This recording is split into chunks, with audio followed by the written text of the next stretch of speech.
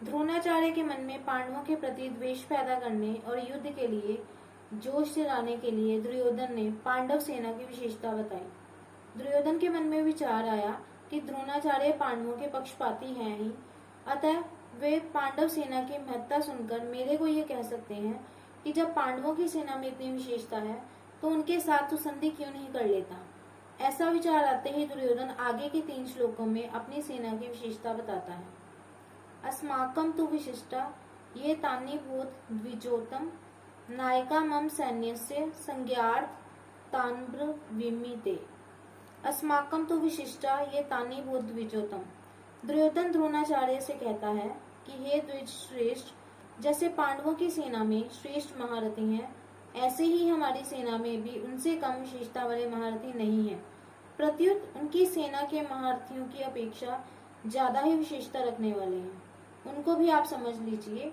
तीसरे श्लोक में पश्य और यहाँ निबोध क्रिया देने का तात्पर्य है कि पांडवों की सेना तो सामने खड़ी है, इसलिए उसको देखने के लिए दुर्योधन पश्य क्रिया का प्रयोग करता है, परंतु अपनी सेना सामने नहीं है, अर्थात अपनी सेना की तरफ द्रोणाचार्य की पीठ है, इसलिए उसको देखने की बात ना कहकर उस पर ध्यान देने के लिए दुर्योधन निबोध क्रिया का प्रयोग करता है। नायका मम सैन्यस्य संज्ञार्थ तान ब्रवीमि ते।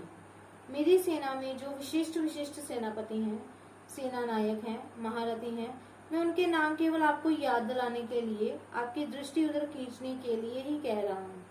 संज्ञार्थम पद का तात्पर्य है कि हमारे बहुत से सेना नायक हैं, उनके नाम मैं कहाँ तक कहूँ, इसलिए मैं उनका केवल संकेत मात्र करता हूँ, क्योंकि आप तो सबको जानते ही हैं। इस श्लोक में दुर्योधन का ऐसा भाव प्रतीत होता है कि हमारा पक्ष किसी भी तरह कमजोर नहीं है, परंतु राजनीति के अनुसार शत्रु पक्ष चाहे कितना भी कमजोर हो और अपना पक्ष चाहे कितना भी सबल हो, ऐसी अवस्था में भी शत्रु पक्ष को कमजोर नहीं समझना चाहिए और अपने में उपेक्षा, उदासीनता आदि की भावना किंचित मात्र भी नहीं आने देनी चाहिए।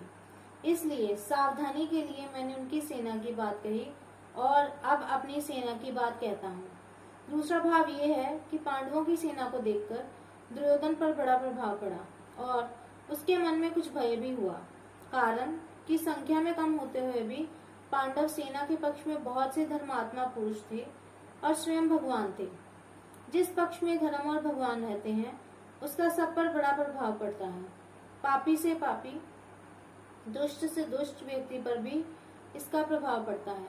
इतना ही नहीं, पशु पक्षी, वृक्ष लता आदि पर भी इसका बहुत प्रभाव पड़ता है, कारण कि धर्म और भगवान नित्य हैं। कितनी ही ऊंची से ऊंची भौतिक शक्तियां क्यों ना हो, वे सभी अनित्य ही।